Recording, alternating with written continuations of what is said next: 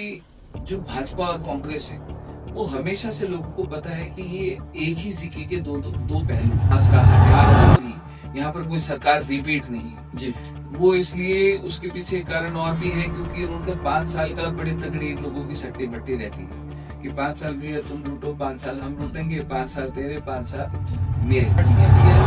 आपको क्या लगता है कि ये मतलब दोनों पार्टियां तीसरे विकल्प को खड़ा ही नहीं होने देती, ऐसा कुछ हो सकता है? बना लिया है हिमाचल प्रदेश में जो भाजपा कांग्रेस की 5 साल पहले लूटने और 5 साल पहले लूटने वाली जो कवायद है, इस चीज को अब तोड़ना है। और इन लोगों का जो अहंकार है, जो अहंकार के सिर के ऊपर चढ़कर बोल रहा है, उस अहंकार को तोड़ना है और तीसरे विकल्प की सरकार इस हिमाचल प्रदेश में बनाना है। तो लेकिन जब ये देखा कि सबकी बात हो रही है, सबके बारे में बात की जा रही है, चिंतन सबके बारे में बात किया जा रहा है, नारा सबके लिए दिया जा रहा है, बटोगे कटोगे, एक रहोगे नहीं रहोगे, ये सारी चीजें हम लोगों ने शुरू से और सबके लिए सब है।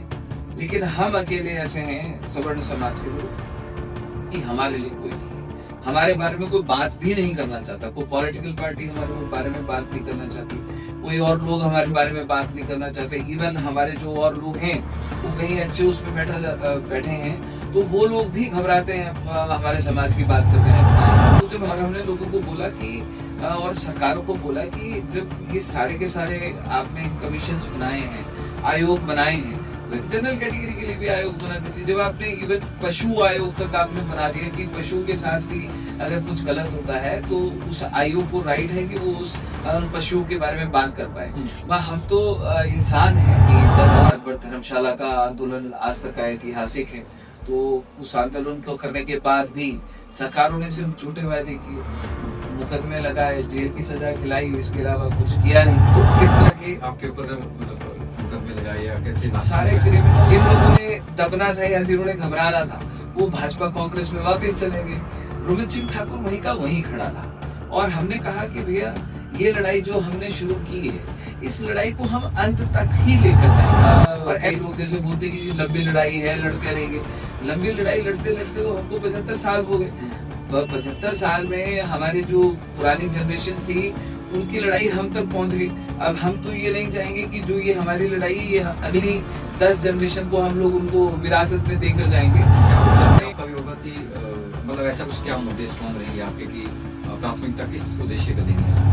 जिस दिल्ली में बैठकर सरकारें पूरे देश को ऑपरेट करती है वहीं पर उन्होंने उनका सुपड़ा साफ कर दिया था। क्यों?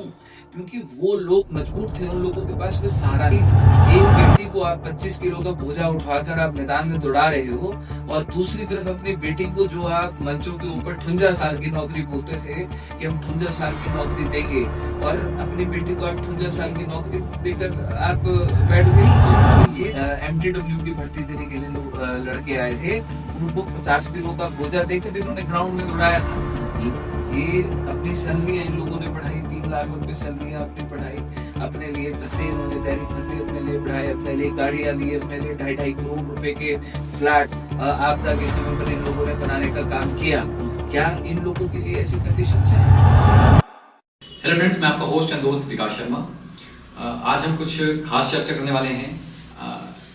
आज ज़्यादातर हमने दो ही पार्टियों के बारे में बात की है, या बीजेपी या कांग्रेस, लेकिन आज हम थर्ड फ्रंट के बारे में बात करने जा रहे हैं, जिसके आज हमारे गेस्ट हैं जो रोमित सिंह ठाकुर जी हैं। सर स्वागत है आप। सर जैसे शुरू से आपसे बात हुई तो एक थर्ड फ्रंट जो है बात कर रहे हैं, उसके बारे में थोड़े से बताइए कि वो विचार कैसे आया आपके पास या शुरुआत कैसे हुई? बहुत बहुत धन्यवाद विकास जी। जो दर्शक देख रहे हैं उनको भी मेरी तरफ से नमस्कार। हिमाचल प्रदेश में हमेशा से लोगों ने तीसरे फ्रंट को चाहा है जी, और उस चीज का उदाहरण हिमाचल प्रदेश में हिविंग का है जी। कि जब हिमाचल प्रदेश में हमारे बहुत ही दिग्गज नेता पंडित सुखराम जी होते थे तो पंडित सुखराम जी ने हिविंका का गठन किया था और उस समय पर भी लोगों ने भाजपा और कांग्रेस से हटकर 5 सीटें पंडित सुखराम जी की झोली में डाली थी जी। एक विश्वास जताया था। क्यों? क्योंकि जो भाजपा और कांग्रेस है वो हमेशा से लोगों को पता है कि ये एक ही सिक्के के दो पहलू हैं। आप कांग्रेस के आप आईने में देख लो, आपको भाजपा साफ साफ नजर आएगी। आप भाजपा के आईने में देख लो, आपको कांग्रेस साफ साफ नजर आएगी। क्योंकि हमेशा से इन्होंने हिमाचल प्रदेश में आज तक ये इतिहास रहा है, कभी भी यहाँ पर कोई सरकार रिपीट नहीं है जी। वो इसलिए उसके पीछे कारण और भी है क्योंकि उनका 5 साल का बड़ी तगड़ी इन लोगों की सट्टी पट्टी रहती है कि 5 साल भैया तुम लूटो, 5 साल हम लूटेंगे, 5 साल तेरे, 5 साल मेरे। तो उसके बाद जब पंडित सुखराम जी एक थर्ड फ्रंट हेविंका के तौर पर हिमाचल प्रदेश में लेकर आए थे, उस समय पर उनकी क्या राजनीतिक उनकी परिस्थितियां रही होंगी या मजबूरियां रही होंगी कि उन्होंने उस समय की सरकार को, भारतीय जनता पार्टी की सरकार को उन्होंने अपना समर्थन दिया था। प्रोफेसर प्रेम कुमार धूमल साहब उस समय पर मुख्यमंत्री बने थे और साथ में उन्होंने फिर पार्टी को मर्ज कर दिया था। तो शायद मुझे लगता है कि अगर आज वो पार्टी जीवित होती और उस पार्टी को तीसरे विकल्प के तौर पर हिमाचल प्रदेश में अभी तक कंटिन्यू रखा जाता तो शायद भाजपा कांग्रेस आज हिमाचल प्रदेश में नहीं होती, इस तरह से नहीं होती। तो उसके बाद जब उन्होंने मर्ज किया तो लोगों का विश्वास कहीं ना कहीं चरमराया था। तो उसके बाद भारतीय जनता पार्टी से बहुत सारे नाराज बड़े दिग्गज नेता थे, तो उन्होंने भी हिमाचल आई थिंक लोकहित पार्टी के नाम से हिमाचल प्रदेश में वो प्रयास किया, लेकिन कहीं ना कहीं जो उनकी भावनाएं थी या उनका जो एक इच्छाएं थी वो कहीं ना कहीं पुरानी पार्टी में छिपी हुई थी कि वो नई पार्टी बनाने का प्रयास तो कर रहे थे, लेकिन टिकट की चाह वो पुरानी पार्टियों में उन लोगों की टिकी हुई थी। तो उस तरीके से वो डेवलप उस चीज को नहीं कर पाए। फिर और पार्टियां भी आई, लेकिन आपको क्या लगता है कि ये मतलब पार्टियां, दोनों पार्टियां तीसरे विकल्प को खड़ा ही नहीं होने देती, ऐसा कुछ हो सकता है? एक्चुअली विकास जी, इन दोनों का 5 साल तेरे 5 साल मेरे लूटने का इनकी जो कवायद है, दोनों एक दूसरे से हाथ मिलाकर इस कवायद को हिमाचल प्रदेश में इन्होंने जारी रखा है। तीसरा कोई आता तो तब तो इनके पेट में दर्द हो जाती है। इनको पता है कि अगर कोई तीसरा आएगा तो हमारे पेट पे लात पड़ जाएगी। 2022 में हमने राष्ट्रीय जनता पार्टी का गठन किया और हमने 2022 में 29 सीटों के ऊपर हमने चुनाव लड़ा। फिर 2024 में हमने 4 लोकसभा सीटों के ऊपर चुनाव लड़ा। अब 2027 है, तो 2027 में 2022 से लेकर 2027 तक अब अभी 26 चला है, तो लोगों ने तीसरे विकल्प को फिर से स्वीकार करना शुरू कर दिया। और हिमाचल प्रदेश में जहां पर हम सोशल मीडिया के माध्यम से या हम लोग डोर टू डोर लोगों के पास जा रहे हैं, ऑन ग्राउंड हम लोगों के बीच में हैं, हिमाचल प्रदेश के कई मुद्दों के ऊपर हमारी पार्टी इस समय पर सक्रिय है, तो लोगों ने तीसरे विकल्प को फिर स्वीकार करना शुरू कर दिया और लोगों ने ये मन बना लिया है कि हिमाचल प्रदेश में जो भाजपा कांग्रेस की 5 साल तेरे लूटने और 5 साल मेरे लूटने वाली जो कवायद है, इस चीज को अब तोड़ना है और इन लोगों का जो अहंकार है, जो अहंकार इनके सिर के ऊपर चढ़कर बोल रहा है, उस अहंकार को तोड़ना है और तीसरे विकल्प की सरकार इस हिमाचल प्रदेश में बनानी है। जी, इसमें से पीछे मुड़ना चाहूंगा, तो शुरुआत कैसे हुई, मतलब क्यों लगा आपको कॉलेज टाइम ऐसा था या कुछ घटनाएं ऐसी हुई कि राजनीति करना चाहिए, कब ये ख्याल आया? नहीं, देखिए, राजनीति करना तो कभी भी उद्देश्य नहीं था, ना तब था ना आज है। लेकिन पहले हम लोग स्टूडेंट ऑर्गेनाइजेशन में मैं नाहन कॉलेज में पढ़ा हूँ, तो नाहन में ही रहा हूँ बचपन से लेके, जन्म भी वहीं का है, तो वहीं पर रहे, वहीं पर पढ़े लिखे और वहीं पर हम लोगों ने विद्यार्थी परिषद के माध्यम से हमने एक शुरुआत की थी। तो उसके बाद कई और संगठनों में भी हम लोगों ने काम किया, तो उसके बाद पार्टी में भी रहे। तो लेकिन जब ये देखा कि सबकी बात हो रही है, सबके बारे में बात की जा रही है, चिंतन सबके बारे में बात किया जा रहा है, नारा सबके लिए दिया जा रहा है, बटोगे कटोगे, एक रहोगे नहीं रहोगे, ये सारी चीजें हम लोगों ने शुरू से देखी। लेकिन उस बीच में जब अपने समाज को देखा, अपने लोगों को देखा कि हम लोग भी उस एक स्टेज से गुजरे हैं कि हमारे जो साथी हैं, हमारे जो लोग हैं, वो कहीं ना कहीं आरक्षण की भेंट चढ़ रहे हैं, झूठे मुकदमों की भेंट चढ़ रहे हैं। तो जब हम लोग जिन ऑर्गेनाइजेशंस के साथ हम लोग जुड़े होते थे, तो जब हम उनके साथ डिस्कस करते थे तो मतलब वो डिनाई कर देते थे उस बात को कि नहीं यार, ये कुछ नहीं है और आप इस साइड को चलो। तो हमें पूछते थे कि आप सबकी बात कर रहे हो, हमारी बात क्यों नहीं कर रहे? तो उनके पास कोई जवाब नहीं होता था, तो फिर वही एक उसमें लाव लपेट करने की कोशिश करते थे। तो फिर वो समझ में आया कि नहीं भाई, और सबके लिए सब है, लेकिन हम अकेले ऐसे हैं सवर्ण समाज के लोग कि हमारे लिए कोई नहीं है, हमारे बारे में कोई बात भी नहीं करना चाहता, कोई पॉलिटिकल पार्टी हमारे बारे में बात नहीं करना चाहती, कोई और लोग हमारे बारे में बात नहीं करना चाहते। इवन हमारे जो और लोग हैं वो कहीं अच्छे उसमें बैठे हैं, तो वो लोग भी घबराते हैं हमारे समाज की बात करने में। तो जब हम औरों को देखते थे तो बहुत सारे लोगों को देखा, तो मतलब वो सभी के सभी लोग ऐसे थे कि बीजेपी कांग्रेस उनको बोलती थी खड़े हो जाओ तो खड़े हो जाते थे, वो बैठ जाओ तो बैठ जाते थे। तो हमने सोचा कि इससे हटकर इस हिमाचल प्रदेश में काम किया जाए। इन चीजों से हटकर लोगों को एकजुट किया जाए, तो फिर हम लोग इस और अपना रास्ता। अभी स्वर्ण आयोग की बात भी हो रही है, राइट? तो उसमें किस तरह का आपके कदम रहे, मतलब किस तरह से आप चाहते हैं सर? देखिए, स्वर्ण आयोग का जो हमने लड़ाई है वो 2019 हमने हिमाचल प्रदेश में शुरू की। लगातार हमने पहले बड़ा पॉजिटिवली हमने लोगों को, सरकार को हमने ज्ञापन दिए, मेमोरेंडम दिए, अपनी बात रखी। हमने एक परिवार एक पत्थर का हमने एक कंसेप्ट हिमाचल प्रदेश में चलाया कि एक पत्थर मुख्यमंत्री के नाम। तो मुख्यमंत्री को बहुत सारी चिट्ठियां गई, हर तरीके को हमने अपनाया और हमने लोगों को बोला कि और सरकार को बोला कि जब ये सारे के सारे आपने कमीशंस बनाए हैं, आयोग बनाए हैं, तो एक जनरल कैटेगरी के लिए भी आयोग बना दीजिए। जब आपने इवन पशु आयोग तक आपने बना दिया कि पशु के साथ भी अगर कुछ गलत होता है तो उस आयोग को राइट है कि वो उस पशुओं के बारे में बात कर पाए। हम तो इंसान हैं और हिमाचल प्रदेश में सबसे बड़ी जनसंख्या में हम लोग रहते हैं, तो हमारे लिए कमीशन का गठन क्यों नहीं किया जा रहा? तो उन सभी यूजीसी में भी यही बात हुई अभी, तो सेम यूजीसी में तो स्वर्ण आयोग को लेकर इन सब लोगों ने हमको झूठे वादे किए।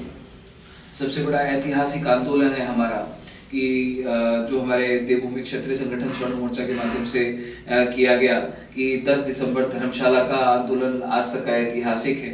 तो उस आंदोलन को करने के बाद भी सरकारों ने सिर्फ झूठे वादे किए, मुकदमे लगाए, जेल की सजा खिलाई, इसके अलावा कुछ किया नहीं। तो किस तरह के आपके ऊपर मतलब मुकदमे लगाए या कैसे? सारे क्रिमिनल हैं, 307 तक के अटेम्प्ट टू मर्डर और बहुत सारी धाराएं अलग अलग केसेस में हैं। किस तरह की चुनौतियां आपके पास आती हैं? मतलब चुनौतियां इस तरीके की, जब हम लोग इन लोगों से लड़ते हैं, जब हम लोग इन लोगों के साथ, पहली बात तो कि ये उस बात को हजम नहीं कर पाते। अब मेरी उम्र विकास जी आप जस्ट 43, तो इनको लगता है कि ये 43 साल का या 42 साल का लड़का ये हमारे सामने एक तीसरे फ्रंट को लेकर खड़ा हो गया। आप हिमाचल प्रदेश में देखो तो भाजपा या कांग्रेस में जितने भी नेता रहे हैं उन्होंने अपनी जिंदगियां खपा दी। उनका एक पीक टाइम था, उस पीक टाइम को उन्होंने टिकट के इंतजार में कि बीजेपी कांग्रेस उनको टिकट देगी, वो उस इंतजार में उन्होंने उस समय को भी खत्म कर लिया, है ना। और मतलब उनके पास सब कुछ था, पैसा था, नाम था, फेम था, तो उसके बावजूद भी वो हिमाचल प्रदेश को एक सही और तीसरा नेतृत्व नहीं दे पाए। तो हमने वो नेतृत्व देने की कोशिश हम लोगों ने की। तो उनको लगता है कि मतलब जो काम हम नहीं कर पाए तो ये कैसे कर सकता है। तो बहुत तरीके के जो मुकदमे लगाए, सारा सब कुछ किया, तो डराने और दबाने का प्रयास था कि डर जाएगा दब जाएगा। तो हमने भी कहा कि भैया जब हम लोग सत्य की और न्याय की लड़ाई पर चलें तो हमारा तो इतिहास ही ये रहा है, हमारे पुरखों का इतिहास ये रहा है कि हम लोग हमेशा से न्यायवादी रहे हैं और हमने हमेशा से न्याय किया है। हमारे पुरखों ने इस देश के लिए, इस धर्म के लिए, सनातन के लिए अपना खून इस माटी के कण कण में मिला दिया और हमारे पुरखों ने अपने सर कटाए हैं, धड़ लड़ाए हैं। तो हम लोग जब न्याय के रास्ते के ऊपर जब हम चलेंगे तो निश्चित तौर पर मतलब हमको डर जो है, डर हमसे कोसों दूर रहता है। क्योंकि एक सच्चाई है कि हम लोग एज सनातनी हम लोग इस बात के ऊपर विश्वास करते हैं कि व्यक्ति ने मरना तो एक ही मौत है, वो चाहे आज मरेगा चाहे कल मरेगा। तो हमें पता है कि हमने मरना एक बार ही, ज्यादा से ज्यादा सामने वाला हमारा बिगाड़ क्या सकता है। जो इन्होंने बिगाड़ने का प्रयास किया, मुकदमे लगा लिए, जेल भेज दिया, हरास करने की कोई, वो ये कर चुके, सब कुछ कर चुके। सब कुछ करने के बाद इनको लगा कि डरा तो है नहीं, ये घबराया तो है। जिन लोगों ने दबना था या जिन्होंने घबराना था वो भाजपा कांग्रेस में वापस चले गए। रोमित सिंह ठाकुर वहीं का वहीं खड़ा रहा। और हमने कहा कि भैया ये लड़ाई जो हमने शुरू की है, इस लड़ाई को हम अंत तक ही लेकर जाएंगे। और ऐसा नहीं कि हम इंतजार करेंगे कि कई लोग जैसे बोलते हैं कि लंबी लड़ाई है, लड़ते रहेंगे। लंबी लड़ाई लड़ते लड़ते तो हमको 75 साल हो गए। 75 साल में हमारे जो पुरानी जनरेशन थी उनकी लड़ाई हम तक पहुंच गई। अब हम तो ये नहीं चाहेंगे कि जो ये हमारी लड़ाई ये अगली 10 जनरेशन को हम लोग उनको विरासत में देकर जाएंगे। तो हमने ये प्रयास और हमने ये संकल्प लिया कि इस लड़ाई का जो भी अंजाम होगा, जो भी परिणाम होगा, वो हम अपने सामने ही हम लोग इसको क्लियर करके जाएंगे। थोड़े समय पहले हमने दिल्ली में एक चीज देखी थी, जैसे आप आई थी एक तरफ से और थर्ड फ्रंट की तरफ से काम भी किया। जी जी, तो क्या उस तरह से आपका भी होगा कि मतलब ऐसा कुछ क्या मुद्दे स्ट्रॉन्ग रहेंगे आपके कि प्राथमिकता किस उद्देश्य पे देंगे आप? जी देखिए, जिस प्रकार से आम आदमी पार्टी की बात है, तो वो लोग दिल्ली में आए, लेकिन वो लोग आए तो उन लोगों की सबसे बड़ी बात ये भी तो है कि 10-15 साल वो लोग रहे, तो उन्होंने भाजपा कांग्रेस का सुपड़ा साफ वहां से कर दिया था कि जिस दिल्ली में बैठकर सरकारें पूरे देश को ऑपरेट करती है, वहीं पर उन्होंने उनका सुपड़ा साफ कर दिया था। क्यों? क्योंकि वो लोग मजबूर थे, उन लोगों के पास कोई सहारा नहीं था, कोई विकल्प नहीं था, जो बेहतर विकल्प मिला। और ये जो पुराने, ये जो जिन्होंने अपने अड्डे जमाए हुए हैं, ये कभी भी नए व्यक्ति को ये डाइजेस्ट नहीं कर पाते। अब हम लोग हिमाचल प्रदेश में हैं, तो इन लोगों के पेट में दर्द लगी रहती है कि ये कैसे सरवाइव कर रहे हैं, या इनको कैसे हम लोग डैमेज करें, कैसे इनको पीछे हटाएं। तो ये सारे के सारे कोशिशें करते रहते हैं।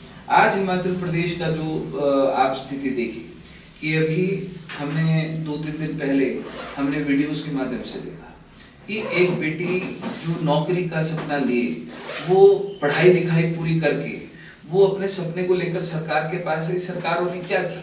सरकारों ने किया कि उसको 25 किलो का बोझा उठाया और उसको मैदान में दौड़ा दिया कि बेटा तू भाग, वजन लेकर भाग, तू वजन लेकर भागेगी, तेरी क्षमता देखी जाएगी, तब तेरे को नौकरी दी जाएगी। हाँ, इस प्रदेश के नेता, जो हिमाचल प्रदेश के कई ऐसे नेता हैं, वो अभी हाल ही में तो उप मुख्यमंत्री मुकेश अग्निहोत्री जी की बेटी, कि एक बेटी को आप 25 किलो का बोझा उठाकर आप मैदान में दौड़ा रहे हो, और दूसरी तरफ अपनी बेटी को, जो आप मंचों के ऊपर 58 साल की नौकरी बोलते थे कि हम 58 साल की नौकरी देंगे, और अपनी बेटी को आप 58 साल की नौकरी देकर आप बैठ गए। तो ये जो हिमाचल प्रदेश के युवाओं के भविष्य के साथ, उनकी शिक्षा के साथ, उनके सपनों को रौंदने वाला काम जो हिमाचल प्रदेश में, यही काम भाजपा ने 2022 में किया था, जब मल्टीटास्क वर्कर की भर्ती की गई थी। तो उस समय पर भी जो MTW की भर्ती देने के लिए लड़के आए थे, उनको 50 किलो का बोझा देकर इन्होंने ग्राउंड में दौड़ाया था। ये अपनी सैलरियां इन लोगों ने बढ़ाई, 3 लाख रुपए सैलरियां अपनी बढ़ाई, अपने लिए भत्ते, इन्होंने दैनिक भत्ते अपने लिए बढ़ाए, अपने लिए गाड़ियां ली, अपने लिए 2.5 करोड़ रुपए के फ्लैट आपदा के समय पर इन लोगों ने बनाने का काम किया। क्या इन लोगों के लिए ऐसी कंडीशंस हैं?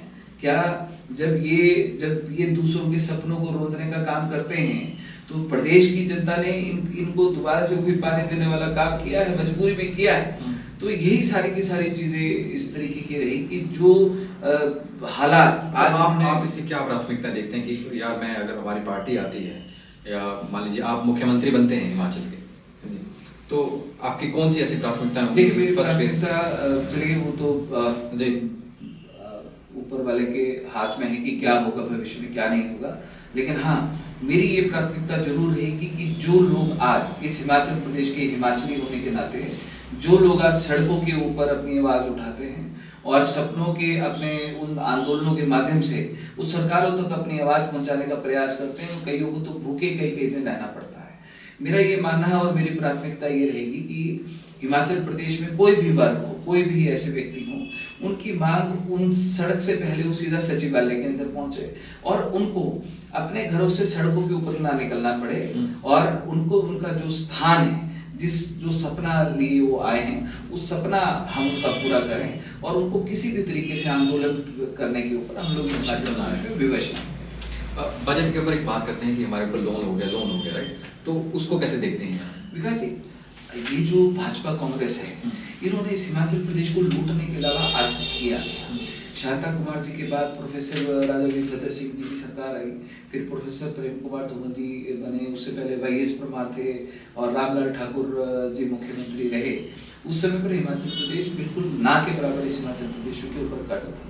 जैसे जैसे ये सरकारें, नए लोग आते गए, हिमाचल प्रदेश के ऊपर कर्जा बढ़ता गया। आज हिमाचल प्रदेश की परिस्थिति ये होगी कि 1,10,000 करोड़ से ऊपर हिमाचल प्रदेश के ऊपर कर्जा हो गया। आज वर्तमान की स्थिति देखें तो हिमाचल प्रदेश को इन लोगों ने दिवालिया कर दिया, हिमाचल प्रदेश को कंगाल इन लोगों ने बना दिया। कभी भी ये स्थिति हो सकती है कि हिमाचल प्रदेश में कभी भी फाइनेंशियल क्राइसिस अनाउंस हो सकते हैं, कभी भी हिमाचल प्रदेश में कोई और राज शुरू हो सकता है, ये सरकारें खत्म हो सकती है।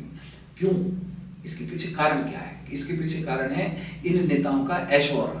इन्होंने अपने ऐशो आराम के लिए, इन्होंने अपनी ख्वाहिशों को पूरा करने के लिए उन्होंने इस प्रदेश को दांव पे लगा दिया। आपदा थी, प्रदेश चीख रहा था, प्रदेश के पास पैसा नहीं था कि उन आपदा वालों को पैसा दे सके। उनको इन्होंने 7 लाख रुपया दिया, मकान, जिसका मकान टूट गया, जिसके लोग बाढ़ के पानी में बह गए, जिनका सब कुछ तबाह हो गया, जमीनें तबाह हो गई, उनको 7 लाख रुपए देने का ये लोग काम कर रहे थे। और अपने लिए एक विधायक 2.5 करोड़ रुपए का आवास शिमला में वो बनाने के लिए, मेट्रोपोल में अपने उसके लिए बनाने के लिए वो फाइलें सैंक्शन करवा रहे थे। यहाँ पर लोगों को, युवाओं को पशु मित्र, वन मित्र, जल मित्र की नौकरियां 5,000 रुपए में देने का काम कर रहे थे।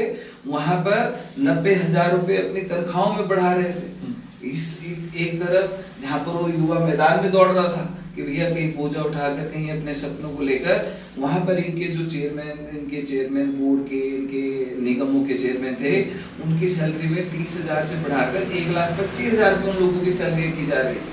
आखिर क्यों? जब आपको पता है कि हिमाचल प्रदेश में ऑलरेडी, जब 2022 में नई सरकार आई, हिमाचल प्रदेश के ऊपर 76,000 करोड़ रुपए कर्ज था। आखिर आपको उस कर्ज को कम करने के लिए आपको नीति योजना बनानी चाहिए थी कि हिमाचल प्रदेश को 1,10,000 करोड़ के तले दबाने के लिए आपको योजनाएं बनानी चाहिए थी। ये जो लोग आए, कहीं पर हम लोग इन्होंने फ्री की योजनाएं जो बांटने का इन्होंने काम किया है हिमाचल प्रदेश में। आखिर क्यों? जब आपकी परिस्थिति वैसी नहीं है, आप इस हिमाचल प्रदेश को आपने इस लायक क्यों नहीं बनाया कि हिमाचल प्रदेश, ये बोलते हैं कि हिमाचल प्रदेश के पास संसाधन नहीं है, हिमाचल प्रदेश कमाता नहीं है, हमारे पास लिमिटेड रिसोर्सेज हैं। क्यों है आपके पास लिमिटेड रिसोर्सेज? आज तक आप लोगों के मंत्रियों ने, विधायकों ने, आपके पास एक से बढ़ के इंटेलिजेंट ऑफिसर्स थे, आप लोगों ने ऐसी नीति क्यों नहीं बनाई कि हिमाचल प्रदेश कमाए? आप विधायक बन जाते हो, आप तो अपने 10 धंधे शुरू कर देते हो, आप मंत्री बन जाते हो। अफसर नहीं जब एक विधायक, जब वो मंत्री विधायक बनता है विकास जी, अपने तो 10 धंधे शुरू कर देते हैं। होटल का बिजनेस ये कर रहे हैं, लैंड प्रॉपर्टी का बिजनेस ये कर रहे हैं, हॉस्पिटल का बिजनेस ये कर रहे हैं, कॉलेज स्कूल इंस्टीट्यूट्स का बिजनेस ये कर रहे हैं। ना जाने कितने धंधे इन लोगों ने, जब एक व्यक्ति इतने धंधे कर सकता है, बैठ के अपने आप को लखपति से हजारों करोड़पति बना सकता है, तो क्या तुम हिमाचल प्रदेश के लिए धंधा शुरू नहीं कर सकते थे? क्या हिमाचल प्रदेश अपने लिए रिसोर्सेज क्रिएट नहीं कर सकता था कि जहां से हिमाचल प्रदेश की को रेवेन्यू जनरेट होता है, हिमाचल प्रदेश को इनकम जनरेट होती? जब तुम अपने लिए 10 तरीके की नीतियां बना सकते हो, 10 धंधे तुम खड़े कर सकते हो, तो तुम जिस हिमाचल प्रदेश की धरती पर रहकर तुम कमा रहे हो, जिस देवभूमि की धरती पर रहकर तुम मंत्री विधायक की कुर्सी के ऊपर बैठ रहे हो, तो तुमने उसके बारे में क्यों नहीं सोचा? क्यों? क्योंकि ये लोग सिर्फ हिमाचल प्रदेश को लूटने आए। ये 5 साल तेरे, 5 साल मेरे, 5 साल तू लूट, 5 साल मैं लूटूंगा, चोर मुसेरे भाई वाली जो कवायद इन लोगों ने चलाई, वही आज हिमाचल प्रदेश को लुटाने के लिए सबसे बड़ा। एक और चीज मैं बात करना चाहूंगा कि जैसे अफसर इनकी सुनते नहीं, तो वो सच है, वो बात कितनी है? बात ऐसी है कि देखिए, ये तो इन लोगों को चुल्लू भर पानी में डूब के मर जाना चाहिए कि अगर ये प्रशासन को या ये अधिकारियों को एक मंत्री की कुर्सी के ऊपर बैठकर और एक डेमोक्रेटिक पावर में आकर अगर ये एक अधिकारी को अपने अनुसार नहीं चला पा रहे हैं, तो मुझे लगता है इनको चुल्लू भर पानी में डूब के मर जाते। आपको इस्तीफा देना चाहिए, घर बैठो भाई, ठीक है? घर में अगर आप किसी और को अपने कहे अनुसार चला सकते तो इनके लिए वही काम। ये हिमाचल प्रदेश में जब ये लोग खुद कुछ नहीं कर पाते तो अपनी नाकामियों का ठिकरा ये दूसरों को ऊपर फोड़ने का काम करते हैं कि भैया ये अधिकारी नहीं सुन रहा, ये क्यों नहीं सुन रहा भाई? ये तो आपको सुनाना नहीं आ रहा, ये आपको काम करवाना नहीं आ रहा। अधिकारी अगर कोई भी नीति, कोई पॉलिसी बनाएगा तो वो अपने अनुसार नहीं बनाएगा, वो जनता के अनुसार बनाएगा। जनता का प्रतिनिधि कौन है? जनता का प्रतिनिधि एक विधायक, जिसको जनता ने हजारों वोट देकर जिताया, इसीलिए तो जिताया। 75 लाख इस हिमाचल प्रदेश की पॉपुलेशन है, उन 75 लाख लोगों ने 68 लोगों को जिता कर भेजा कि भैया 50-52 लाख वोट कास्ट होता है, तो 50-52 लाख वोटों ने 68 लोगों को जिता के भेजा कि भैया आप जाएं और हमारे अधिकारों की आप बात करें, हमारा बिजली, पानी, रहन सहन, खान पीन, हर चीज का ध्यान में रख के आप पॉलिसी।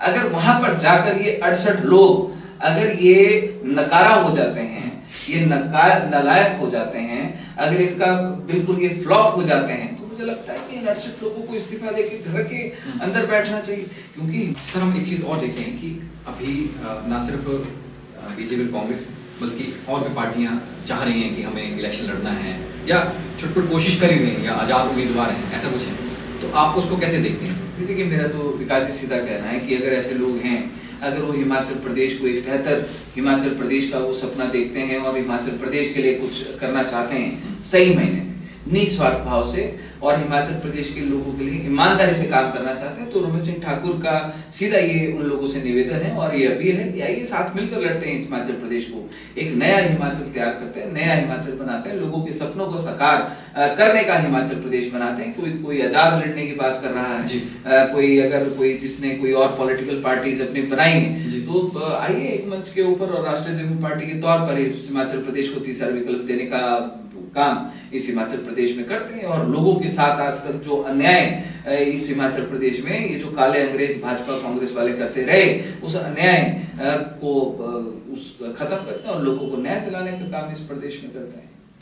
जी, इस बात पार्टी हम देखते हैं कि लेकिन इसके लिए चलाने के लिए फंड भी चाहिए होता है, राइट? तो सबसे बड़ी दिक्कत वो आती है, तो उसको कैसे देखते हैं? देखिए विकास जी, सबसे महत्वपूर्ण ये बात है कि लोग ये कहते हैं कि पार्टी चलाने के लिए आपको 100 करोड़ रुपए, 200 करोड़ रुपए, 500 करोड़ रुपए चाहिए, लेकिन आप देखिए हमारे साथ कि माँ भवानी की बहुत असीम कृपा हमारे साथ है, हमारे लोगों के साथ है। हमारी पार्टी में 100 रुपए भी पार्टी फंड नहीं है, ठीक है। उसके बावजूद भी आज हमको 4 साल हो गए लगातार पार्टी को चलाते हुए, हमने कोई कमी आज तक यहाँ पर नहीं आने दी। हमारा जो प्रत्येक योद्धा है हमारी पार्टी का, जो कार्यकर्ता निष्ठावान हमारा जो कार्यकर्ता है, वो अपनी जेब से अपनी गाड़ी कमाई का पैसा, जैसे बोलते हैं ना खून पसीने, हमें तुम्हारा तो नहीं पता भैया तुमने खून पसीने से क्या किया होगा, लेकिन हाँ मुझे मेरी पार्टी का पता है कि मेरी पार्टी के जितने लोगों ने इस पार्टी को बनाया है वो अपना खून पसीना इस पार्टी के लिए दे रहे हैं। तुम्हारे पास तो सब कुछ है, करोड़ों अरबों रुपए, हमारे पास तो कुछ नहीं है, और उसके बावजूद भी आज हम हिमाचल प्रदेश को तीसरा विकल्प, ये मात्र पैसे की आवश्यकता होती है, जहां होती है वो लगता है, और जहां पर हमको पैसे की, हमने 2 चुनाव लड़े और जहां पर हमको पैसे की आवश्यकता पड़ी, माँ भवानी की कृपा से हमें पैसे की कमी नहीं है। हमारे लोगों ने, किसी ने गोभी बेची, किसी ने आलू कोई बेचता था, कोई कुछ करता था, कोई प्राइवेट जॉब में भी नौकरी कर रहा है। इवन कई लोग ऐसे जो दुकानदारों के पास वो काम करते हैं, कई लोग ऐसे जो लेबर का काम करते हैं, 500 रुपए दिहाड़ी लेते हैं। उस 500, कई ऐसे हैं जिन्होंने दिन की 500 रुपए दिहाड़ी सुबह लेते थे, शाम को वो 500 रुपए हमको डोनेट करते थे। ऐसे उन लोगों की खून पसीने की कमाई से ये पार्टी ये बिल्कुल निष्पक्ष भाव से आज हिमाचल प्रदेश में बढ़ रही है। और विकास जी, अगर आप देखेंगे तो अगर भाजपा कांग्रेस की अगर बात हिमाचल प्रदेश में आती है तो मुझे बड़ा गर्व इस बात के ऊपर होता है कि अब हिमाचल प्रदेश में तीसरे विकल्प के तौर पर राष्ट्रीय जनता पार्टी का नाम हर जुबान पर है और हर व्यक्ति के दिल में है। एक बात आती है कि आपको ऑफर भी आए होंगे, है ना, पार्टियों से कि आप इतने अच्छे वक्ता हैं, है ना, समूह आपके पीछे होता है, आपके लोग बात सुनते हैं, आपके साथ लोग चलते हैं, है ना, तो किस तरह के ऑफर आपको आए? देखिए, जो इन्होंने जिस भी प्रकार के कि कहीं टिकट, कहीं कई पार्टियां तो ऐसी आई कि जिन्होंने, बड़ी पार्टी जिन्होंने कहा कि आपको मुख्यमंत्री का चेहरा घोषित कर देंगे, ये कर देंगे, आप हमारे साथ आइए, हमारे समर्थन दीजिए। लेकिन हमारी लड़ाई स्वार्थ की लड़ाई नहीं थी विकास जी, हमारी लड़ाई न्याय की लड़ाई थी, हमारे लोगों के साथ सामाजिक न्याय की लड़ाई थी। और हम लोग, हमारा कोई उद्देश्य, हमारा कोई लक्ष्य, हम तो आंदोलन करते थे, हमारा कोई उद्देश्य राजनीति करना नहीं था। और राजनीति के लिए हम लोगों ने पार्टी नहीं बनाई, हमने अपने समाज को, अपने लोगों को न्याय दिलाने के लिए हमने पार्टी बनाई। क्योंकि आज आप इस प्रदेश में, देश में जितने मर्जी बड़े बड़े ऑर्गेनाइजेशंस देख लो, हाँ अगर वो भाजपा कांग्रेस की कॉम्बिनेशन के साथ अपने संगठन चला रहे हैं वो अलग बात है, लेकिन अगर आप निस्वार्थ भाव से अगर लोगों के लिए काम करना चाह रहे हैं तो इस देश के बड़े बड़े संगठन, जिन देश को बड़े बड़े संगठन कहा जाता है, जिनकी एक कॉल के ऊपर 10-10 लाख लोग इकट्ठे होते हैं, उन लोगों को भी आज पार्टियां बनाने की आवश्यकता पड़ गई। क्यों? क्योंकि सिर्फ संगठन का जो दायरा है वो दरवाजा सिर्फ इस गेट के बाहर है, ये दरवाजे के बाहर है। दरवाजे के अंदर बैठे व्यक्ति की इच्छा है, उसने बात सुननी है, नहीं सुननी, आपका कागज लेकर उसने डस्टबिन में फेंकना है कि उसने जलाकर फेंकना, वो उसकी मर्जी है। आप किसी को बंधक बना सकते हैं उसके विचारों को नहीं। यस, तो सीधी सी बात इस तौर पर उस चीज को ध्यान में रखते हुए कि जब तक हमारे समाज के पास डेमोक्रेटिक पावर नहीं होगी, लोकतंत्र, हमारे लोग बोलते हैं बहुत सारे प्रदेश में, मुझे बोलते हैं भाजपा में भी तो आपके समाज के लोग बैठे हैं, कांग्रेस में भी आपके समाज के लोग बैठे हैं। मैं ये कहता हूँ हमारे समाज के लोग नहीं, वो भाजपा और कांग्रेस के लोग, क्योंकि उनको भाजपा और कांग्रेस ने उनको टिकट दिया। भाजपा और कांग्रेस के कैडर वोट के ऊपर वो जीत कर, समाज के कैडर वोट पर वो जीत कर नहीं गए।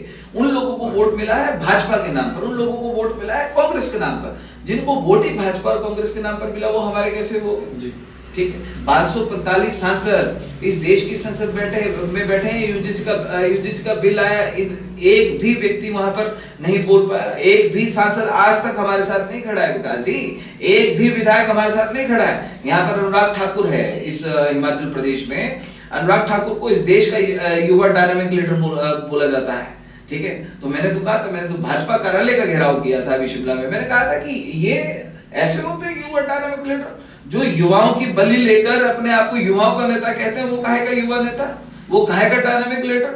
क्या इन लोगों को एक बार भी, हिमाचल प्रदेश का राज्यसभा सांसद है सिकंदर कुमार, जो यूजीसी कमेटी में तीसरे नंबर पर जिसका नाम है, एक शब्द भी हिमाचल प्रदेश के हमारे समाज के, क्या हमारे समाज के लोगों ने लोगों को वोट नहीं दी? हमारे समाज के लोग बोलते हैं कि हमारे हमारे हमारे, अरे बाबा जी तुम्हारे हैं वो भाजपा कांग्रेस के। भैया तुम तो इस देश का जो युवा है विकास जी, इस देश का युवा है क्या बेसिकली? इस देश का युवा समझता क्या है अपने आप को कि हम कौन है इन पार्टियों के लिए? कि आपके नेता आपके बड़े चहेते हैं, नेता आपके लिए बड़े आपके भविष्य के बारे में सोचने वाले। इस देश के जो नेता हैं, ये जो काले अंग्रेज भाजपा कांग्रेस के नेता हैं, ये इस देश के युवा को, या आप हिमाचल प्रदेश की आप बात करो, ये नेता सिर्फ और सिर्फ एक डिस्पोजेबल आइटम समझते हैं इस युवा को, कि उनको प्रयोग करो और उनको फेंक दो। जब उनको फेंका है तभी वो 25 किलो का वजन उठा के घूम रहे हैं सड़कों के ऊपर, मैदान में। उनको एक 5,000 रुपए की नौकरी लेने के लिए उनको 25 किलो का 50 किलो का बोझा उठाया जा रहा है। ये है युवाओं के सपनों की कीमत और अपने बच्चों के सपनों की कीमत। इन युवाओं के, इन नेताओं की अपनी कीमत 3 लाख रुपए। 3 लाख रुपए लेने के बाद ये बोलते हैं बस इतना सा। अरे मुझे मेरे घर में लोगों ने आना है, मुझे उनको चाय पिलानी है, मुझे उनको बिस्किट खिलाना है, मुझे उनको नमकीन खिलानी है। और कई तो ऐसे हैं जो ये कहते हैं भैया रोटी खिलाओ, इनके घर में राशन खत्म हो जाता है। सर जैसे अब अधिकारी बात नहीं मानते हैं कई बार, है ना, या मंत्री जी वैसे बोल रहे थे कि अधिकारी बाहर से आए हैं, तो उसको कैसे देखते हैं आप? मुझे ऐसा लगता है विकास जी कि ये अपनी गलतियों को छुपाने का एक सीधा सा रास्ता है कि जब आप खुद कुछ नहीं कर पा रहे हैं तो उसका ठिकरा आप अधिकारियों के सिर के ऊपर फोड़ोगे। अधिकारी वो करेगा जो जीता हुआ प्रतिनिधि उनको कहेगा। हिमाचल प्रदेश की जनता ने 75 लाख लोगों ने 52 लाख वोटें देकर 68 लोगों को जिताकर भेजा है कि वो उनके चिंताओं का वो इलाज कराएगा और उनके बारे में समाधान निकालेगा। अगर वो जीते हुए प्रतिनिधि अगर अधिकारियों से अपना काम नहीं करवा पा रहे, जनता के हित का काम नहीं करवा पा रहे, तो मुझे लगता है कि इन 68 लोगों की, 68 नेताओं की इससे बड़ी नालायकी इस हिमाचल प्रदेश में कोई नहीं हो सकती। क्योंकि जनता ने इनको जिताकर भेजा, जनता ने विश्वास के साथ भेजा है। और अगर वहां पर जीतने के बाद अगर ये नकारा बन जाते हैं या ये लोग फेल हो जाते हैं, तो मुझे लगता है कि इन लोगों को इस्तीफा देना चाहिए और इस्तीफा देकर घर पे बैठना चाहिए। अभी सर पंचायत इलेक्शन हो नहीं रहे हैं, है ना, डिले किए जा रहे हैं, आपदा का बहाना दिया जा रहा है। तो आप किस तरह को पंचायत इलेक्शन देखते हैं, या अभी चुनाव में क्या आपके लोग चुनाव में आएंगे पंचायत इलेक्शन? हाँ, डेफिनेटली हम लोग चुनाव, जो पंचायती राज चुनाव है वो पंचायती राज चुनाव हम लोग लड़ेंगे। और हर जगह, हर पंचायत में, हर सीट के ऊपर हमारी पार्टी ये चुनाव लड़ेगी। लेकिन जिस प्रकार से सरकार का इसमें रोल आता है, सरकार का, ये दोनों सत्ता पक्ष और विपक्ष दोनों का रोल इसमें आता है कि ये लोग चुनाव नहीं करवा पा रहे हैं। तो मैंने एक मंत्री साहब की एक स्टेटमेंट सुना था, देखा था कि वो कह रहे थे कि हमें पंचायती राज चुनाव करवाने के लिए हमें 100 करोड़ रुपए की आवश्यकता है और वो 100 करोड़ रुपए प्रदेश की सरकार के पास हैं। अरे भैया होंगे कहाँ से? 100 करोड़ के तो तुमने आवास बना ली अपने लिए, है ना। 2.5 करोड़ रुपए का एक आवास एक विधायक के लिए आपने बनाने का निर्णय 100 करोड़ रुपए से ले लिया। आपदा का बहाना, उस आपदा में ही आपने 100 करोड़ रुपए के आवास बनाए, उसी आपदा में आपने अपनी तनख्वाहें बढ़ाई, उसी आपदा में आपके मंत्रियों को, और साथ में आप मजे की बात देखिए कि ये जो चोर चोर मुसेरे वाले भाई वाली बात है विकास जी, कि 3 गाड़ियां सरकार ने अपने लिए ली, फॉर्च्यूनर, और एक नई फॉर्च्यूनर वो विपक्ष के नेता के लिए ली। हाँ, कि ताकि भैया हाथ में तू भी चोरी कर, मैं भी चोरी करूंगा, बताएंगे कि मतलब बहाने से चुप करा दिया।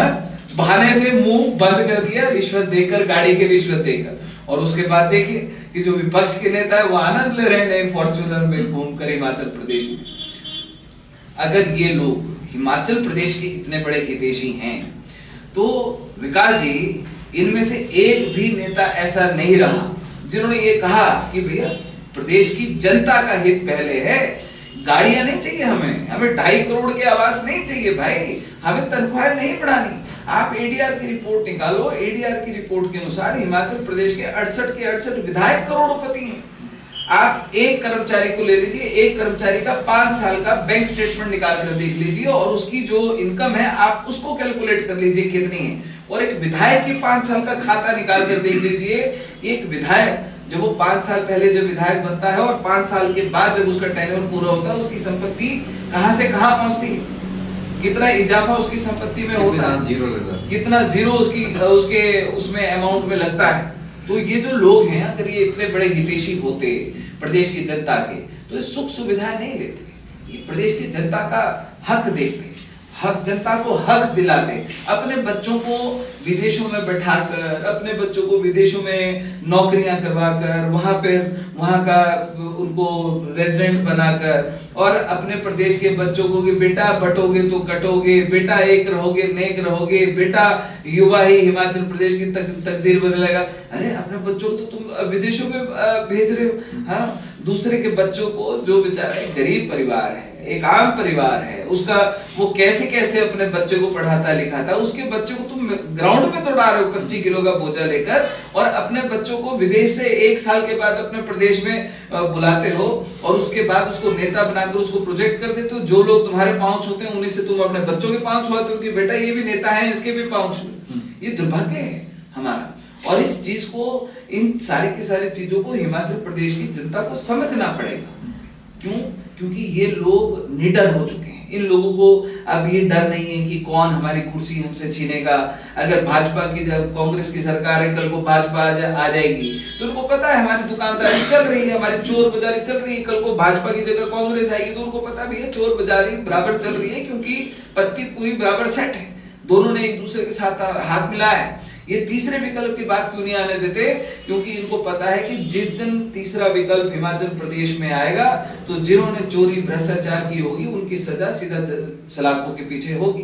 जिन्होंने हिमाचल प्रदेश को लूटने का काम किया है उनकी प्रॉपर्टी को डिसमेंटल किया जाएगा, उनसे पूरी की पूरी रिकवरी ली जाएगी, और राष्ट्रीय देवभूमि पार्टी निश्चित तौर पर हिमाचल प्रदेश में करेगी कि हिमाचल प्रदेश को लूटने का काम जिन भी नेताओं ने, लोगों ने किया है, उन लोगों से रिकवरी हिमाचल प्रदेश लेगा। इसलिए इन लोगों की टांगें कांपती हैं, इसलिए डरते हैं, इसलिए इनकी जुबानें लड़खड़ाती हैं कि भैया तीसरे विकल्प की बात मत करो, हमारे पेट के ऊपर लात मत मारो। लेकिन अब 2027 में हिमाचल प्रदेश की जनता इनके पेट पे भी लात मारेगी और इनके सपनों पे भी लात मारेगी। जी, अभी बीच में हमने एक चीज देखा कि लोटस जो इनका आया था, जिसमें कुछ एक नेता कांग्रेस के बीजेपी में चले गए और इलेक्शन दोबारा से कराना पड़ा। इस चीज को आप कैसे देखते हैं? बोझ किसके ऊपर पड़ा? विकास प्रदेश की जनता के ऊपर। करोड़ों रुपया जो उस चुनाव में खर्चा आया, उसकी रिकवरी वो कहां से कर रहे हैं? आज हिमाचल प्रदेश फाइनेंशियल क्राइसिस के ऊपर है। आज हिमाचल प्रदेश के ऊपर कितना टैक्स बढ़ा रहा है? हिमाचल प्रदेश में भी देख रहा था मैं कि आयकर नीति में बढ़ावा किया, जो बिजली के रेट है वो बढ़ा दिए जाएंगे, और चीजों के ऊपर जो टैक्स है वो बढ़ा दिया जाएगा। किस लिए भाई? लूट तो तुम हिमाचल प्रदेश हो रहे हो, खून तुम जनता का चूस रहे हो, सपने तुम अपने पूरे कर रहे हो, ख्वाहिशें तुम अपने पूरे कर रहे हो, गाड़ियां तुम अपने अपनी, कल देखा 12 नई गाड़ियां फॉर्च्यूनर, ये स्कॉर्पियो एन, वो इन लोगों ने खरीदी, नए नए अधिकारियों को गाड़ियां दे रहे हैं, बड़े बड़े लोगों को गाड़ियां दे रहे हैं। तुम प्रदेश की जनता का खून चूस के अपने सपनों को पूरा करने का काम तुम कर रहे हो, सारा खर्चा तुम अपने ऊपर कर रहे हो, और खून तुम जनता का चूस रहे हो, आम जनता का, आम लोगों का। एक गरीब आदमी कहां से वो बिजली का बिल तुम उसका बढ़ाओगे? ठीक है, तो वो बिजली का बिल बढ़ा के खून तो तुम उस आम परिवार का वो कहां से देगा, वो कहां से अदा करेगा वो सारी की सारी चीजें?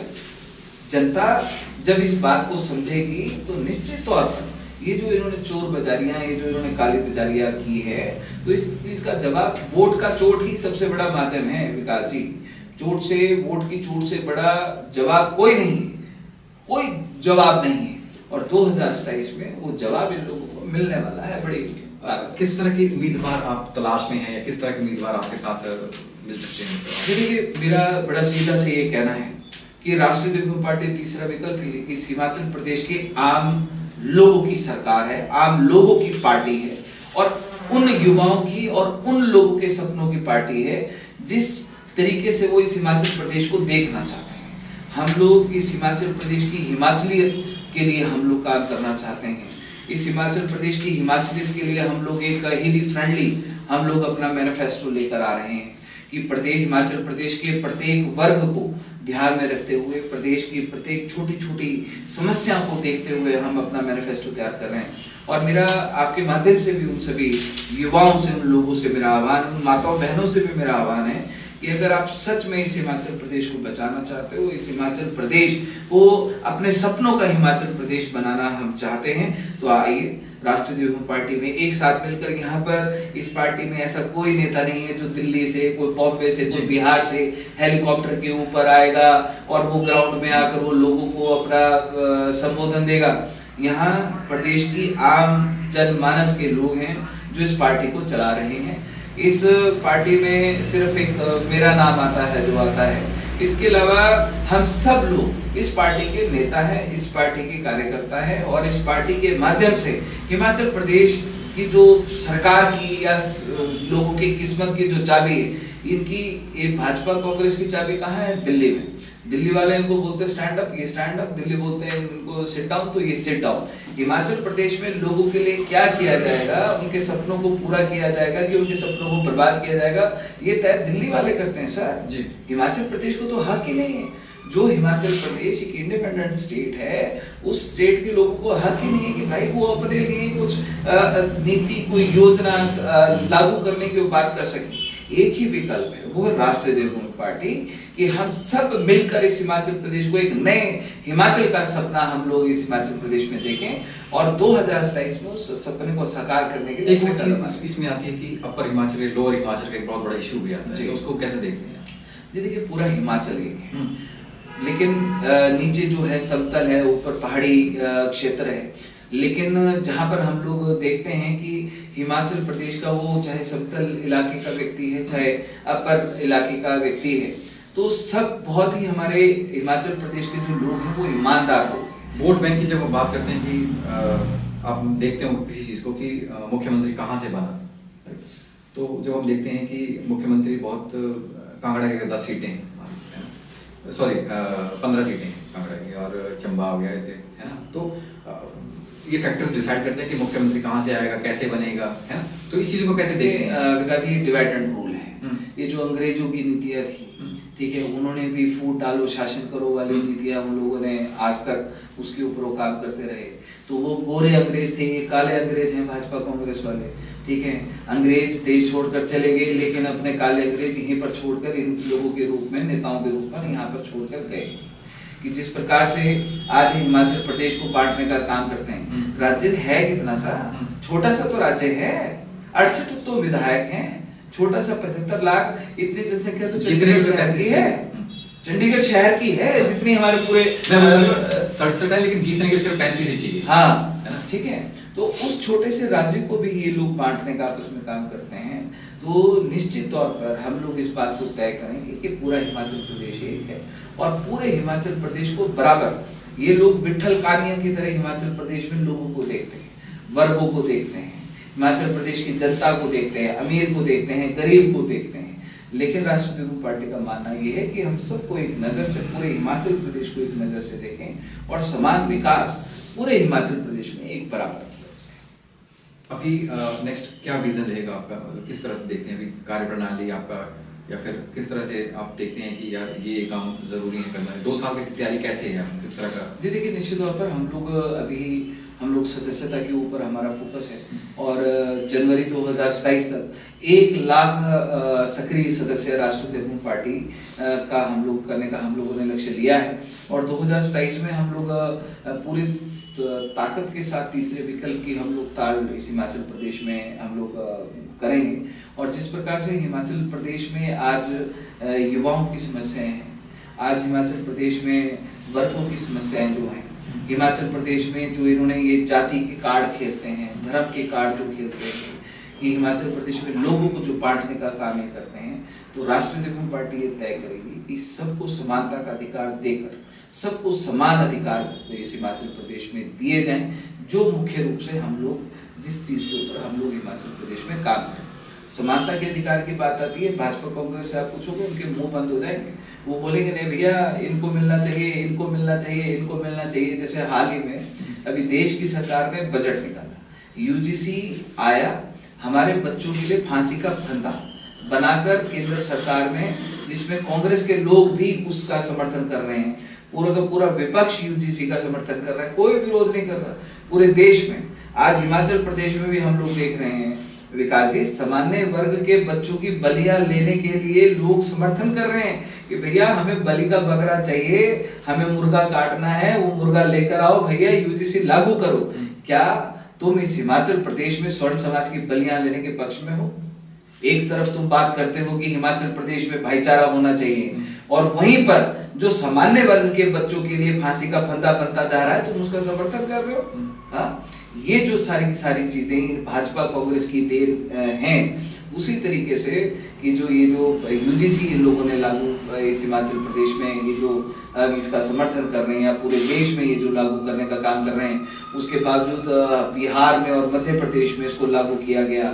बजट जब दिया गया तो बजट में एससी वर्ग के लिए 1,62,000 करोड़ रुपए के बजट का प्रावधान किया गया, एसटी के लिए 1,53,000 करोड़ के बजट का प्रावधान किया गया, ओबीसी के लिए आई थिंक 70 या 74,000 करोड़ का प्रावधान उसमें किया गया। ऊपर से सबसे बड़ी बात आप एक चीज को देखिए विकास जी, कि जो ये लोग नारा देते रहे भारतीय जनता पार्टी के लोग कि तुम बटोगे कटोगे, एक रहोगे नहीं रहोगे, भैया अपने बच्चे बचाओ, बेटियां बचाओ, लोग बचाओ, ये कल को तुम्हारा कत्लेआम कर देंगे, उन्हीं को काटने के लिए इन्होंने 3400 करोड़ रुपए का बजट दिया जी, उन्हीं लोगों को 3400 करोड़ रुपए। लेकिन इस देश का सामान्य वर्ग कहां गया? इस देश के सामान्य वर्ग के लिए 1 रुपया भी नहीं था इनके पास। लगभग 3.5 लाख करोड़ के हजार करोड़ के आसपास का टोटल बजट में 1 रुपया भी जनरल कैटेगरी के लिए, सवर्ण समाज सामान्य वर्ग के लिए विकास जी नहीं दिए गए। क्या हमारे कर्मचारी नहीं है? क्या हमारे किसान नहीं है? क्या हमारे युवा नहीं है? क्या हमारे बुजुर्ग नहीं है? क्या हमारे व्यापारी छात्र छात्राएं नहीं है? उनके लिए वो कहां जाएंगे? वोट हम तुमको दें, सरकारें हम तुम्हारी बनाएं, झंडे हम तुम्हारे उठाएं, तुम्हारी दरिया हम उठाएं और तुम दो किसी और को। जो हमारी थाली में है, हमारी थाली का छीन के भी दूसरों को देने का काम किया जाता है विकास जी। ये जो अंग्रेजों वाली जो ये नीतियां, फूट डालो शासन करो वाली नीतियां हैं, ये लेकर कौन आए? ये भाजपा कांग्रेस वाले। हमारे लोग, ये तो हमारा दुर्भाग्य है कि हमारे लोग सब कुछ देखते हुए 2018 में जब नरेंद्र मोदी की सरकार जब SC/ST एक्ट में जब वो ये प्रोविजन लेकर आई, जब सुप्रीम कोर्ट के फैसले के ऊपर अध्यादेश लाया गया, तब ही हमारे लोगों को समझ आना चाहिए था, हमारे समाज के लोगों को समझ आना चाहिए था कि ये जहरीले सांप हैं, ये तुमको डस लेंगे। एक कोबरा होता है कि बोलते हैं कि कोबरा के डसने के बाद 1 सेकंड आदमी नहीं जीता, लेकिन ये उस कोबरा से भी ज्यादा जहरीले हमारे इस देश में, इस समाज के लिए ये लोग हो गए कि जब SC/ST एक्ट में 22 धाराओं से बढ़ाकर 47 धाराएं की गई, उसमें जब विदाउट एनी इन्वेस्टिगेशन अरेस्ट का प्रावधान किया गया, अग्रिम जमानत का प्रावधान खत्म किया गया, सीधा एक इसमें प्रावधान दिए गए, भैया फोन करो और सीधा FIR दर्ज करवाओ। क्या हमारे लोग जन्मजात अपराधी हैं? क्या जन्मजात आपने कसाब को भी आपने उसका पक्ष रखने का आपने अधिकार इस देश में दिया, जिस संविधान की ये लोग बात करते हैं, हम लोगों से तो वो भी अधिकार छीन लिया। हम लोगों को तो ये कहा जाता है कि भैया तुम्हारा इस देश में है ही कुछ नहीं, तुम्हारे इस देश से लेना देना कोई नहीं, जिन लोगों ने बलिदान इस देश के लिए दिया विकास जी, तो जो ये नीतियां योजनाएं जिस प्रकार से ये काले अंग्रेजों वाली भाजपा कांग्रेस ने ये जो पॉलिसी डिवाइड एंड रूल की प्रदेश में, हम तो प्रदेश की बात इसलिए करते हैं क्योंकि इस प्रदेश के लिए। सर एक और बात आती है बीच में कि आपके ऊपर ना जातिवाद के लांछन या आरोप लगते हैं, तो किस लिए, वो क्या वजह है उसके पीछे? देखिए, सबसे बड़ी जातिवादी तो सरकारें हैं भाजपा कांग्रेस की, जिन्होंने जाति का सर्टिफिकेट देने का काम किया, जो जाति के नाम पर नीतियां देती हैं, जाति के नाम पर वो योजनाएं बनाती हैं, जाति के नाम पर कानून बनाती हैं, जाति के नाम पर यूजीसी लाती हैं, जाति के नाम पर एट्रोसिटी एससी एक्ट लाती है। सबसे बड़े जातिवादी तो ये हैं। और सबसे बड़े जातिवादी वो लोग हैं जो दिन रात स्वर्ण समाज की बलि लेने के लिए जो आंदोलन करते हैं, जो प्रेस कॉन्फ्रेंसेस करते हैं, जो ये सोचते हैं कि स्वर्ण समाज के मुर्गे हमें काटने के लिए चाहिए। सबसे बड़े तो जातिवादी वो लोग हैं।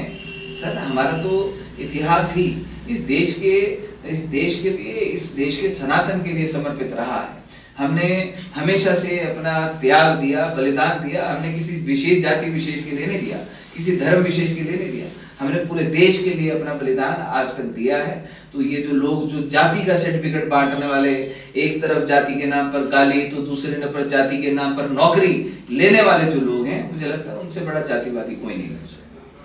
एक और अभी संसद में राघव चद्दर ऐसे नेता भी हैं जिन्होंने राइट टू रिकॉल की बात की जी, तो वो उसे कैसे देखते हैं आप? बिल्कुल, और इस बात में कोई दुराय नहीं है कि जिस प्रकार से ये हिमाचल प्रदेश पूरे देश के जो नेता हैं कि जब ये चुनाव लड़ते हैं तो चुनाव लड़ते समय ये लोगों को क्या क्या ये सपने दिखाते हैं, बड़े बड़े झूठे वादे करते हैं। हिमाचल प्रदेश में क्या क्या वादे नहीं किए गए। हिमाचल प्रदेश की इन सरकारों ने 5 लाख बेरोजगार युवाओं को नौकरी देने का वादा किया गया। एक साल में 1 लाख युवाओं को पक्की नौकरी देने का वादा किया गया। 5000 युवाओं को नौकरी नहीं दे पाए। 5000 युवाओं को नौकरी नहीं दे पाए। इवन 5000 रुपए की नौकरी देने के लिए उनके कंधों के ऊपर बोझे इन लोगों ने डाल दिए। आज ये 5 साल इन झूठे नेताओं को, इन काले अंग्रेज भाजपा कांग्रेस के नेताओं को, इस प्रदेश की जनता, इस देश की जनता को झेलना पड़ता है। और जनता के पास ये अधिकार, ये राइट होना चाहिए। जब इनके पास ध्वनि मत का अधिकार है, जब इन लोगों के पास सारे के सारे अधिकार हैं, तो देश की जनता के पास, देश के वोटर के पास भी ये अधिकार होना चाहिए कि अभी हम वही बात कर रहे थे कि राघव चड्ढा वाली बात कर रहे थे कि राइट टू रिकॉल है, तो उसमें कैसे आप देखते हैं उस चीज को? सीधी सी बात है कि जब इन नेताओं के पास अधिकार हैं लोगों के साथ झूठे वादे करने के, लोगों को झूठे सपने दिखाने के, तो जनता के पास भी अधिकार होना चाहिए कि वो इनको राइट टू रिकॉल कर सके। और अगर ये नेता अपने वादे पूरे नहीं करते, जो घोषणा पत्र में लिख कर देते हैं, उन वादों को अगर ये पूरा नहीं करते, जिस प्रकार से इस प्रदेश की कांग्रेस की सरकार ने सत्ता में आने से पहले कहा था कि हम लोग 58 साल की नौकरी देंगे और ये 5 साल में 5 लाख नौकरियां देंगे। आज 5000 युवाओं को नौकरी नहीं मिली है। इवन 5000 की नौकरी देने के लिए 25 किलो और 50 किलो का बोझा युवाओं के कंधे के ऊपर लाद कर उनको भगाया जा रहा है। तो जनता के पास राइट होना चाहिए कि जनता उनको, उनके खिलाफ वो एक प्रस्ताव ला सके और जो उनकी जिस कुर्सी पे वो विधायक और सांसद की कुर्सी के ऊपर बैठे हैं, उस कुर्सी को निरस्त किया जाए। इन पार्टियों में सर हम देखते हैं कि दोनों में लगभग ऐसा सुनने में आता है और देखते में हम कि गुटबाजी देखते हैं। आप क्या देखते हैं? निश्चित तौर पे देखिए, जिस प्रकार से पहले ये जो ऑपरेशन लोटस किया गया वो भी तो गुटबाजी का नतीजा था। उसके बाद ये जो भाजपा में अभी कल का वायरल हो रहा है कि किसी नेता के ऊपर दूसरे नेता की फोटो चिपका दी गई। और जितने गुट भारतीय जनता में लगभग 5 और 6 गुट भाजपा में इस समय पर बन चुके हैं। कांग्रेस में लगभग अलग अलग गुट इन लोगों के बन चुके हैं, जो समय समय पर वो जनता के सामने, लोगों के सामने, युवाओं के सामने आते हैं। उस गुटबाजी में ये अपने इनके जो चहेते हैं, जो इनकी दरियां उठा रहे हैं, जो इनके जिंदाबाद के नारे लगा रहे हैं, मुझे टिकट मिलेगा, मुझे टिकट मिलेगा। अरे भैया, पहले ये तो तय करना पड़ेगा वो कौन से गुट के कार्यकर्ता हैं, कौन सा गुट सबसे ज्यादा इसमें हावी रहेगा। कि अभी कहते तो हैं कि हम एक हैं, लेकिन वो प्रदेश की जनता देखती है जब इनके सभाओं में जब जूते चलते हैं, चप्पल चलते हैं, गाली गलौज चलता है। अभी कहीं पर प्रदेश अध्यक्ष इनके कांग्रेस के सामने लड़ाइयां हो रही हैं, कहीं पर भाजपा प्रदेश अध्यक्ष के सामने लड़ाइयां हो रही। तो ये जो गुटबाजी है, ये गुटबाजी स्वार्थ की गुटबाजी है। और स्वार्थ की गुटबाजी मतलब प्रदेश को लूटने की जो कवायद है, वो इन भाजपा कांग्रेस में है। और तीसरा विकल्प जो आएगा, तीसरा विकल्प पूरे हिमाचल प्रदेश का एक गुट है जो राष्ट्रीय देवभूमि पार्टी के तौर पर तीसरे विकल्प को हिमाचल प्रदेश में लाना चाहता है। और निश्चित तौर पर जो तीसरा विकल्प आएगा, इनके गुटबाजों को गुटका बनाकर हम लोग कहीं ना कहीं उसका विसर्जन करके आएंगे। अभी जो युवा आपसे जुड़ना चाहते हैं जी, ना सिर्फ पंचायत इलेक्शन बल्कि अगर 2027 के लिए भी कुछ लोग तैयारी कर रहे होते हैं, अंदर ही अंदर तैयारी कर रहे होते हैं, तो उनसे क्या संदेश है, वो किस प्रकार से आपसे संपर्क कर सकते हैं, वो थोड़ा सा हमारे बताइए। जी देखिए, हमारे वैसे जो हमारे ऑफिशियल पेज हैं, मेरा खुद एक रोमित सिंह ठाकुर ऑफिशियल के नाम से जो पेज है, तो उस पे हमारी पूरी की पूरी टीम बैकएंड पे रहती है। जो भी हमसे संपर्क करता है मैसेंजर के थ्रू या व्हाट्सएप के थ्रू, तो उनसे हम लोग संपर्क करते हैं। और पार्टी ज्वाइन कराने का प्रोसेस भी, जो सदस्यता वाला प्रोसेस है, वो अभी हम लोग नुक्कड़ सभाओं के माध्यम से हम लोग सदस्यता अभियान को इस हिमाचल प्रदेश में बढ़ा रहे हैं। पार्टी का विस्तार हम लोग परिवार प्रमुख के तौर पर पूरे हिमाचल प्रदेश में हर परिवार के ऊपर एक परिवार के सदस्य को प्रमुख राष्ट्रीय देवभूमि पार्टी का बनाया जाएगा। उस नीति के ऊपर हम लोग हिमाचल प्रदेश में काम कर रहे हैं और 1-2 दिन के अंदर राष्ट्रीय देवभूमि पार्टी की वेबसाइट हम लोग लॉन्च करने वाले हैं, मैक्सिमम 2 और 3 दिन के अंदर, जिसमें पूरा का पूरा मेंबरशिप का फॉर्म है। पूरा का पूरा उसमें आपने किस प्रकार से पार्टी की सदस्यता लेनी है, पार्टी के साथ किस प्रकार से आपने जुड़ना है, वो पूरा का पूरा जो एक फॉर्म है वो उस वेबसाइट के अंदर है। उस वेबसाइट को हम जल्दी ही 2-3 दिन के अंदर हम लोग थ्रू ऑल जो सोशल मीडिया प्लेटफॉर्म्स हैं उनके माध्यम से भी और मीडिया चैनल्स के माध्यम से भी हम पूरे प्रदेश की जनता के सामने रखेंगे। क्योंकि राष्ट्रीय देवभूमि पार्टी से इस समय पर एक सच्चा हिमाचली जो है, वो एक सच्चे हिमाचल को बनाने के लिए राष्ट्रीय देवभूमि पार्टी का के वो साथ आना चाह रहा है। और हम आपका स्वागत करते हैं, अभिनंदन करते हैं। और मेरा तो उन लोगों से भी मेरा बड़ा एक हार्दिक उनसे निवेदन है कि जो लोग भाजपा कांग्रेस में रहकर जो घुटन महसूस कर रहे हैं, जिनको लगता है कि यार हम लोग गलत पार्टी में आ गए, हम गलत इनके साथ जुड़ गए, कि जैसा हम चाहते थे वैसा नहीं हो पा रहा, तो मैं उन लोगों को भी मैं कहना चाहता हूँ कि अगर आप का दम घुट रहा है, आपके जो सपने थे उन सपनों को ये रौंदने का काम कर रहे हैं, तो राष्ट्रीय देवभूमि पार्टी मेरे भाई बहनों आपकी अपनी पार्टी है। आइए साथ मिलकर नया हिमाचल प्रदेश बनाते हैं, आइए साथ मिलकर एक हिली फ्रेंडली हिमाचल प्रदेश को तैयार करने का एक संकल्प लेते हैं। हिमाचल प्रदेश में हिमाचल प्रदेश की असली हिमाचलियत के लिए काम एक साथ मिलकर करते हैं। यहाँ पर ये पार्टी आपकी अपनी पार्टी है, आपके सपनों की पार्टी है। आप कदम बढ़ाएंगे, 4 कदम आप बढ़ाएंगे, 4 कदम हम बढ़ाएंगे। आइए मिलकर नया हिमाचल प्रदेश बनाते हैं। धन्यवाद सर, बहुत बहुत धन्यवाद।